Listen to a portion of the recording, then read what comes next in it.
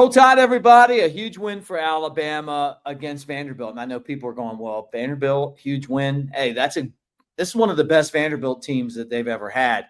And Bama got really pushed to their limit. So we're going to talk about that on the Bama Tailgate Show. We're brought to you by Pearl River Resort over there in Philadelphia, Mississippi. Had you went over and took Bama, you would have won because they covered the spread. You guys know that. So check out Dancing Rabbit Golf Course. It's the Augusta you can play.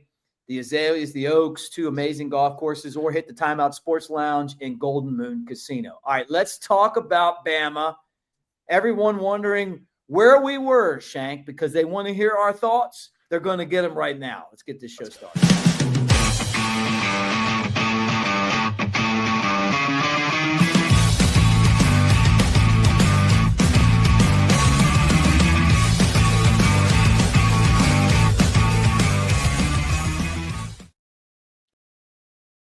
All right, there he is, Alphonse Taylor. You know him as Shank. I'm Mick Gillespie. Shank, man. I know I got to start the show with this. You appreciate what's going on right now with Caden Proctor because they finally realized that you can get a big man involved in short yardage situations and nobody can tackle him. No, absolutely, man, because at the end of the day, it's all about getting your best players the ball.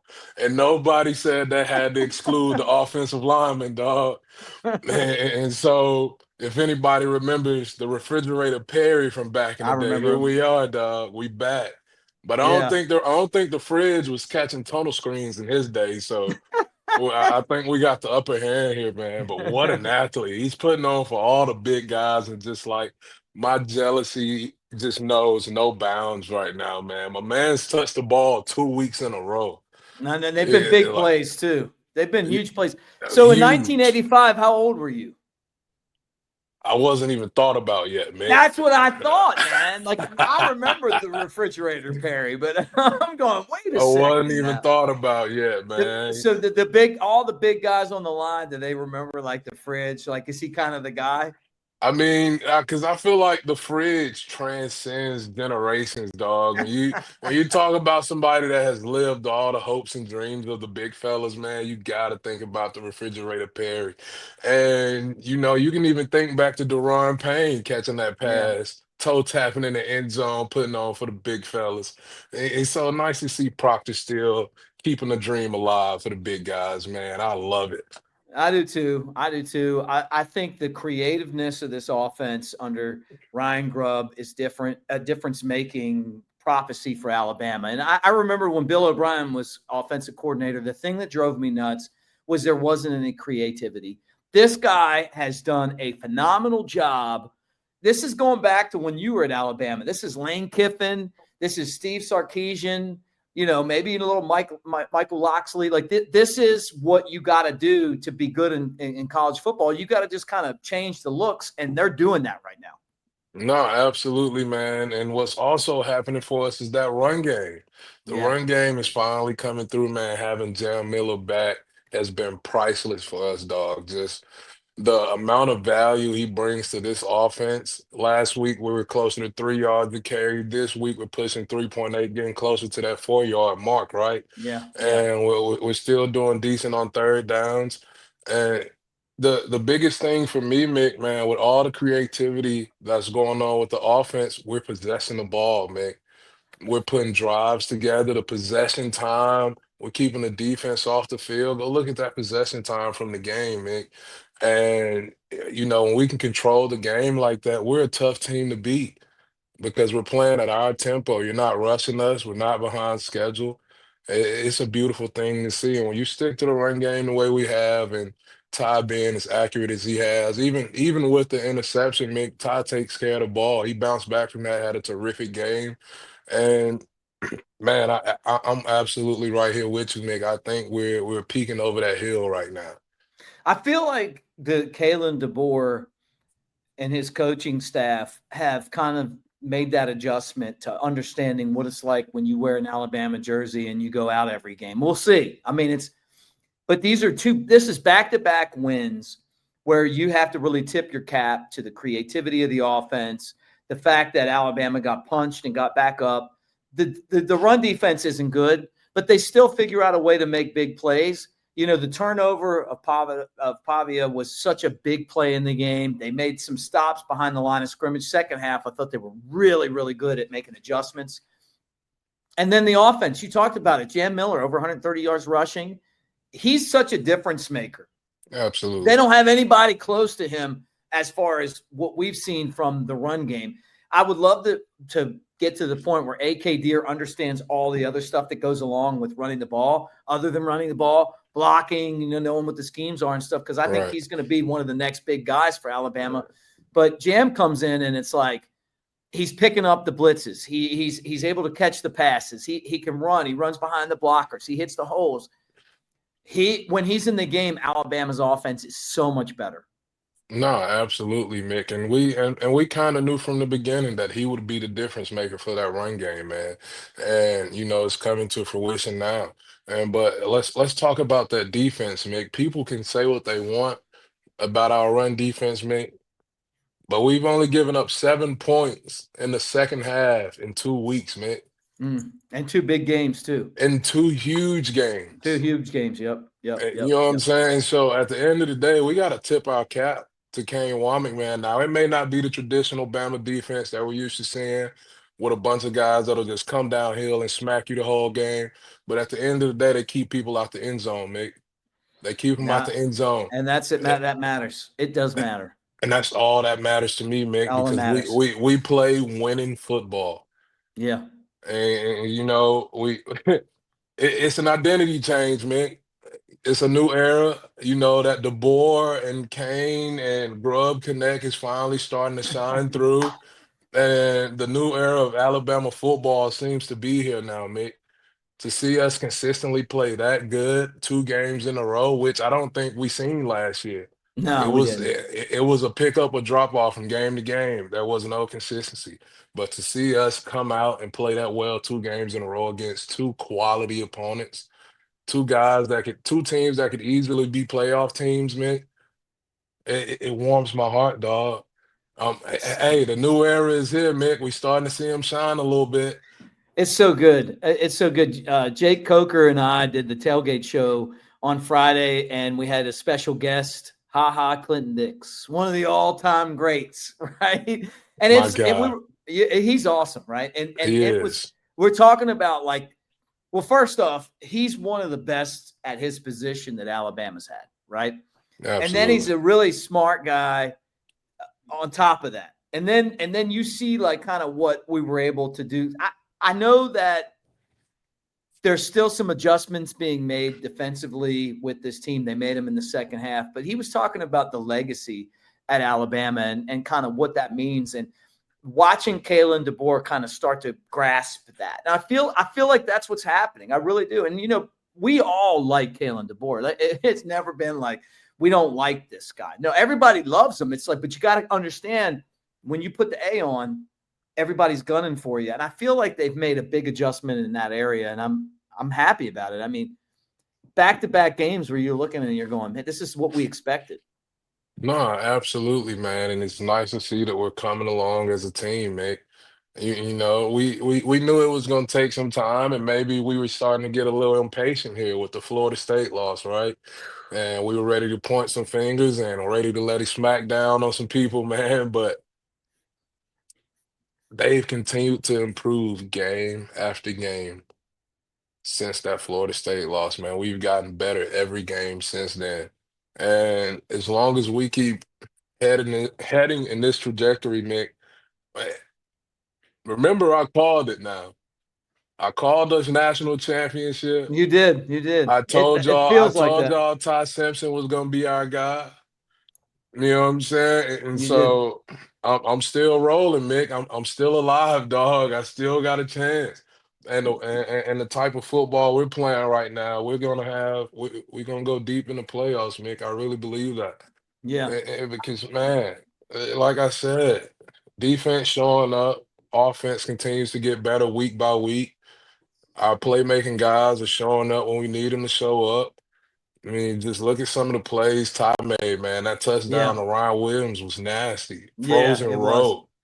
Let me ask you this: when Ty's in out of the pocket, and he's moving around. Doesn't he remind you a little of Jay Coker? Like, he He kind of like a looks mini like him. Jake out there. He's Yeah, like he a a mini mini Jake Jake. out there. That's Yeah, like, I'm like, where's our Darius at right now? yeah, Like, no doubt, man. he's Ty Simpson has been phenomenal. I mean, just forget about the Heisman talk and all of that stuff. It's the way that the team's rallying around him and what he's able to do in the pocket, the accuracy with the ball. Right. He threw the interception, but honestly, let's be honest, it wasn't a bad interception. It was actually pretty good because it was like a punt anyway, right? The That ain't guy on should have him just knocked it because down. because 4th and 1 and we throwing the damn ball, Mick. I could if oh my God. If I could have been in that damn box with Grub there, man. I about had a damn heart attack, Mick. 4th and 1, and I see us boot out in the play action. I immediately put my face in the palm of my hands, Mick. I couldn't believe it. It's just what's up with these OCs, Mick. He's No, just the run. I get all the analytics and the numbers game, man, but 4th and 1 is a man's game. Yeah, You yeah. got you got to turn and hand that thing off, dog. No, I know. I think that I really think the offensive line, the juice squad, is starting to. They've had the run. They've had the pass block down, but they're starting to get the run block down. And Jam is so much better than anybody else that Alabama has right now running the ball.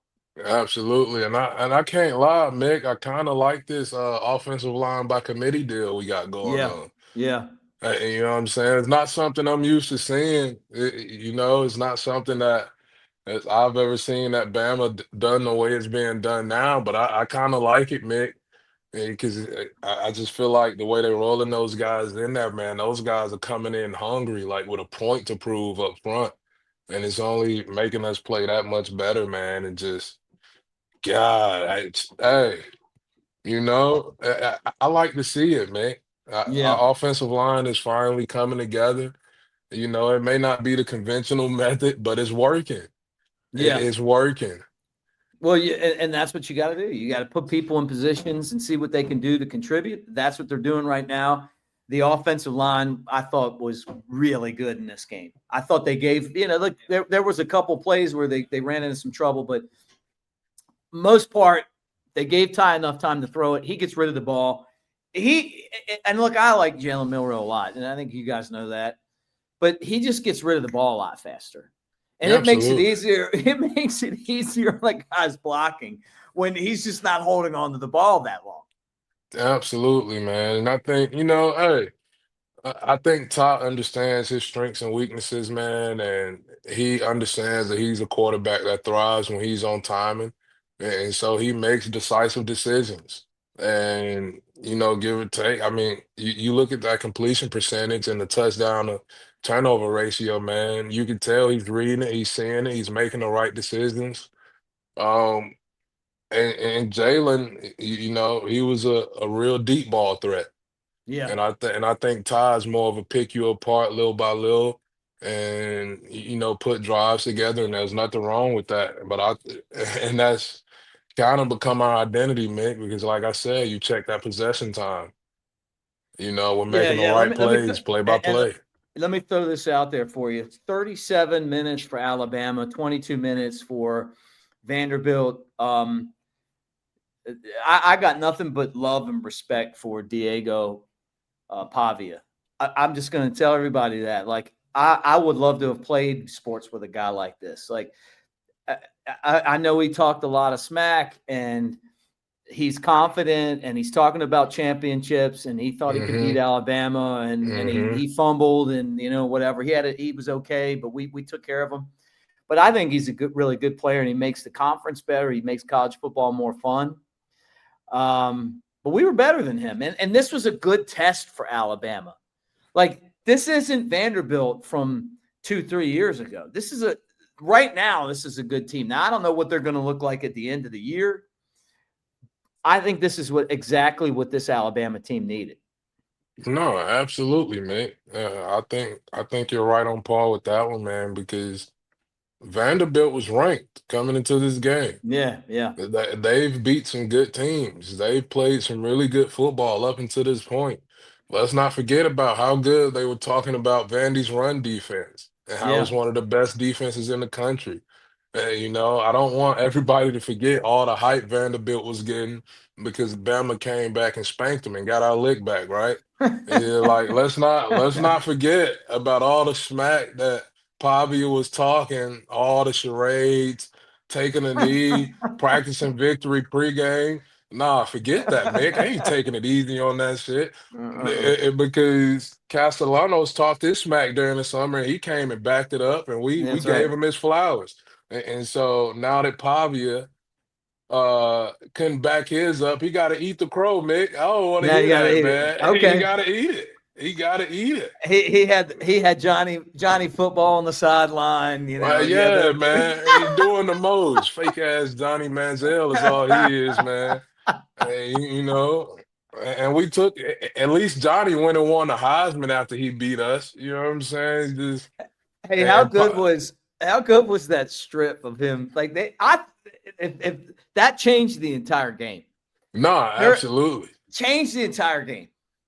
Absolutely. And I like to say Jefferson was showing up all over the He was field. a beast, man. And like that's like every time I looked up, man, I'm hearing his name. I'm seeing number 10 flash. I thought I was Yeah. having Reuben Foster flashbacks for a minute, dog. I love Reuben Foster. Like, come on.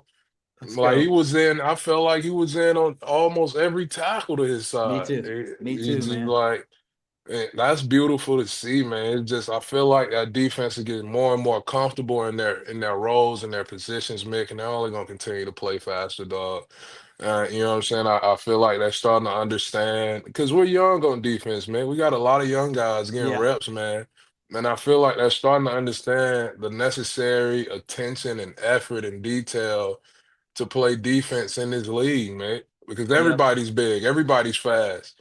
It's Yeah. the guys that have the IQ that understand to be where they need to be.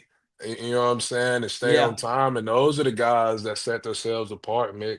And I feel like our defense continues to settle in the way that we are. We're only gonna get better, man.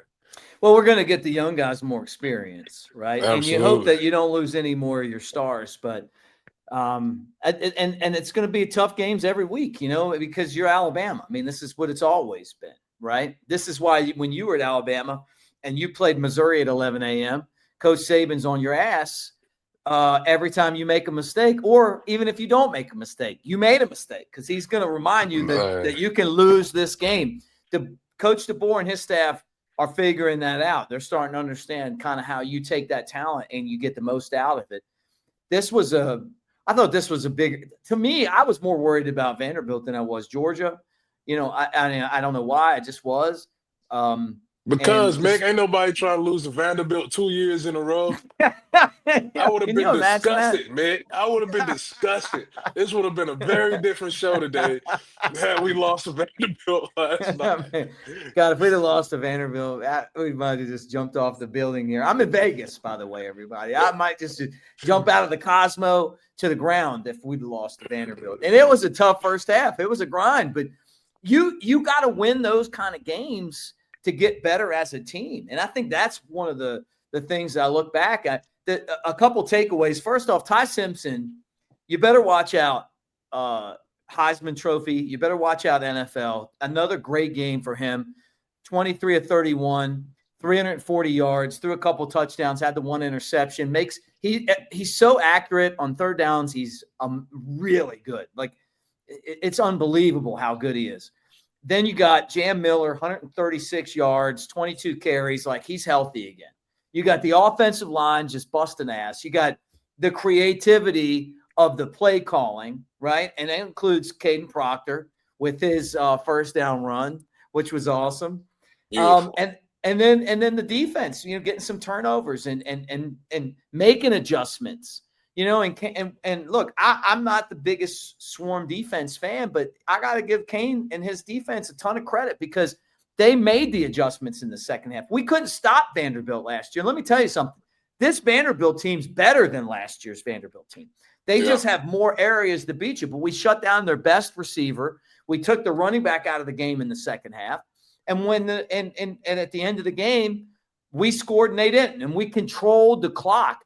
This team, since the very beginning of the season, has had this innate ability to get the ball and not give it back up. And I think we're starting to realize now, let's use this as one of the keys that we need to have to win the game, right? Because we'll hold on to the ball and you're not getting the damn thing back. It's crazy. Absolutely, man. I'm right there with you on everything you said, Mick, because look, our identity is a little different from what we're used to seeing. But at the end of the day, Mick, we're playing a traditional style of football. We control the clock, we run the ball, we hit on our passes, we're efficient, we don't turn the ball over, Mick. We win the turnover battle on defense. Yep.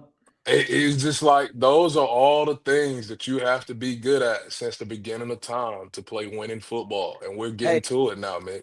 and the other thing too, and we're going to give out our game balls and then wrap up the show. We had three penalties for 30 yards.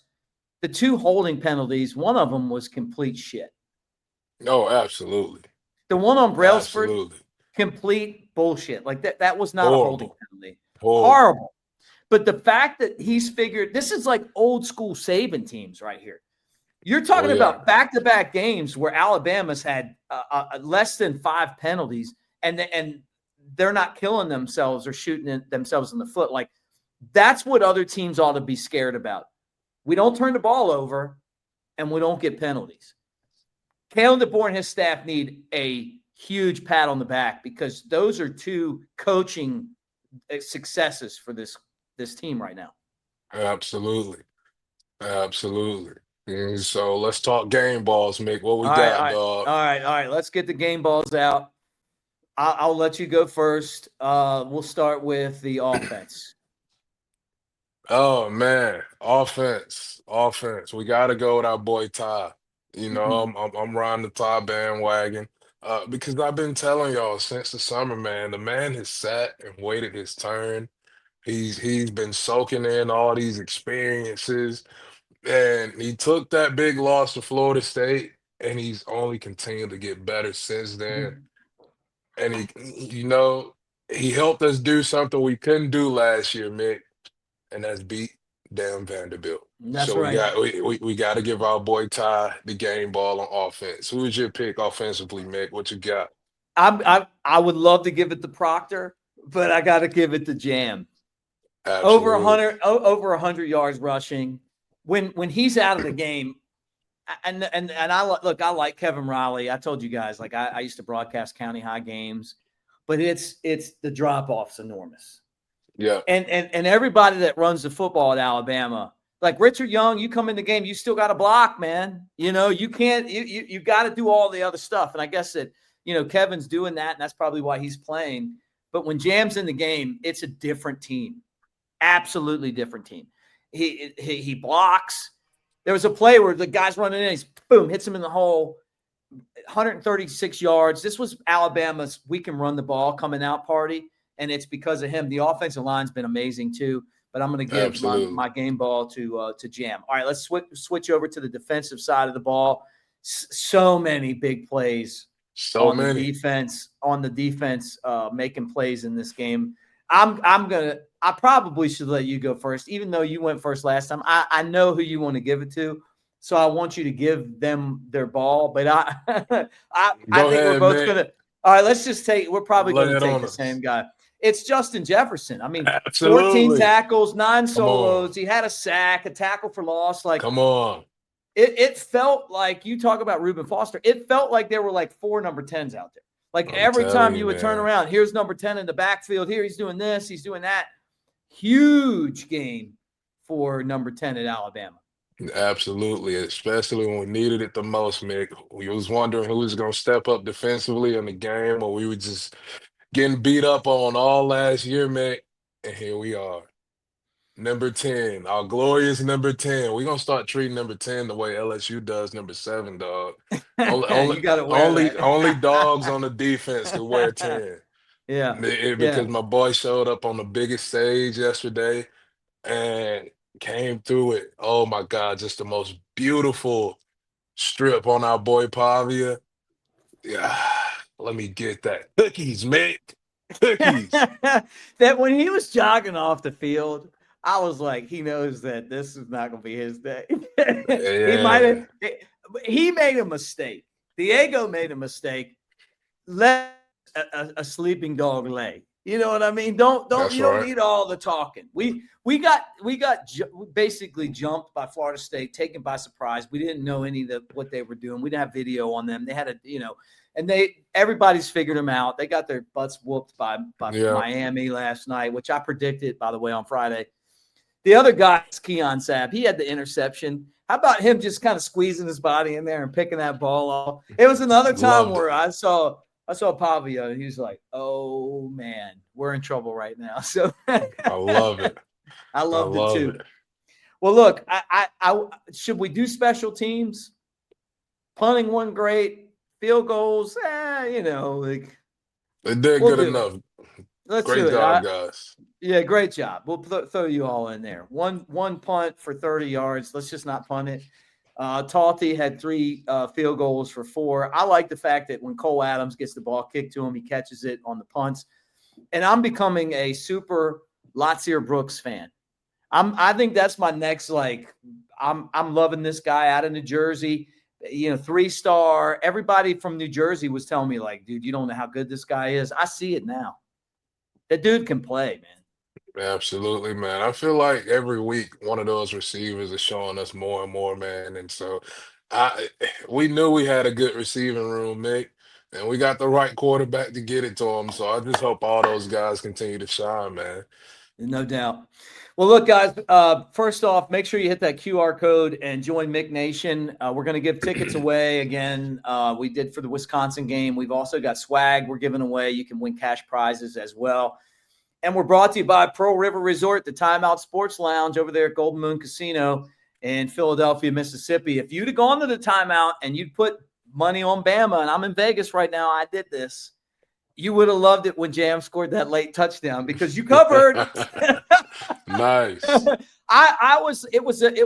me, it was like, hey, look, we win. We kicked too many field goals. We should have scored touchdowns. We're not going to cover. And then we covered, and I was like, I'm making money today. Anyway, Nice. Shank, great to see you. We'll get together again later this week. A huge win for Alabama. One thing I do want to say is I saw where Pavia is walking off the field and some fans screaming at him, hey, man, we don't do that. That's not us. That's not what we do at Alabama. They go somewhere else with that. Like what you do at Alabama is you say, hey, man, great job, and shut the fuck up. Like we're not that. We're not that. That's not us. And I saw that, and I'm like, come on, man. Like that. Hey, man, as Saban used to always say, you win with class and lose with class, man.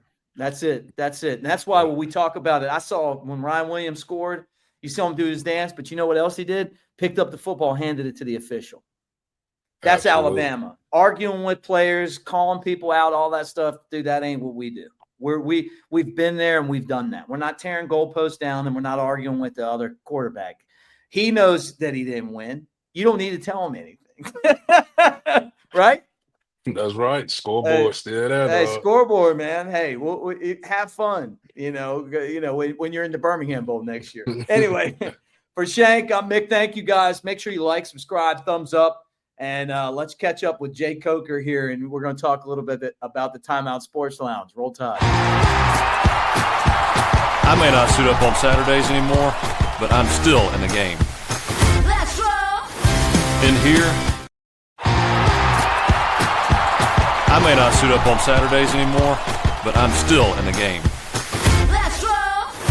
In here, I call the plays, make adjustments, and lay it on the line. Want to feel that?